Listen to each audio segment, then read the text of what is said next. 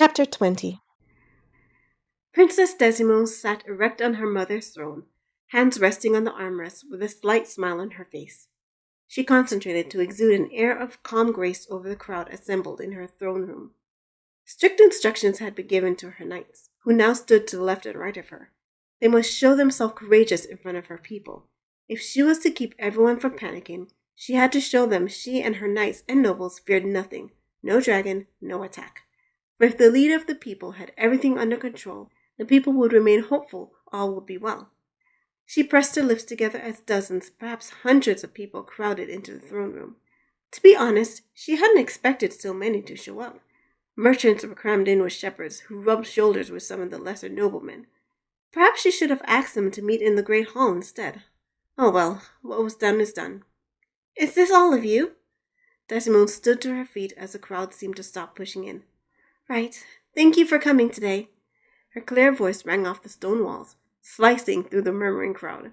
They quieted and turned their attention to her. I and my knights have invited you here for the purpose of discussing what is to be done about the dragon plaguing or— We know what is to be done, Sir Galloway sniffed. We must slay it, rid our lands of the menace. Desimone clenched her teeth, but otherwise did not show her temper at being so rudely interrupted. Yes, Sir Galloway. However, I wish to hear of my people's experiences with this dragon, learn of his possible patterns, hear of the damage so we can mitigate it. Ha! Galloway snorted. Princess, this isn't the time for talking. It is a time for action. I agree, Your Highness, Sir Aaron said, and the other knights murmured their assent. Galloway thrust his nose in the air. The longer we sit here discussing, Your Highness, the more damage the dragon is doing. Sir Galloway, Desimone spoke sternly without raising her voice. I do not wish to hear your counsel unless I specifically ask for it. Princess, I shall have you remember, Sir Galloway. Desimone narrowed her eyes at him. Several weeks ago, I tasked you and the rest of the knights with devising a plan to handle the dragon should your trap fail, which it did. What has been done since? Nothing. You chased me out of said discussion as if I were a nuisance. Should I now put my trust in you after your inaction brought us here? I wished for the dragon to be taken care of before it caused trouble for my people. You assured me, Sir Knight, I and my people were safe in your hands. Now where are we? You and the rest of the knights reneged on your responsibility to protect me and my people. So no, I shall not defer to your will this time, and you will be silent unless I specifically ask for your expertise on this matter. Am I understood? Sir Galloway clamped his mouth shut. Clenching his teeth, he nodded. Right. Desimone took a deep breath and turned to survey her people. Dear people of Lauphah, I must apologize for my inadequate leadership and my knight's ineptitude in this matter. I assure you it will not happen again. Now, I should like to hear from you. Who has a story to tell of this dragon's behavior? Anything at all will help us devise a stratagem against it. The crowd glanced at one another, murmuring to each other. Minute after minute passed. No one stepped forward. Perhaps they were nervous to speak in front of her and the knights. Nobles had been known to rudely, sometimes violently, disregard those of lower rank in the past, after all. Sir Galloway gave a grunt and bit back a smile. Desimone bit her bottom lip. If no one stepped up to speak, it would prove this meeting was a mistake. The knights would never take her seriously again. Excuse me. A young man in the middle of the crowd raised his hand. May I speak? Yes, of course. Desimone gave a small sigh of relief. At least someone was willing to step forward. Please, everyone, allow him through. Desimone watched as the crowd shifted to allow this young man to approach her.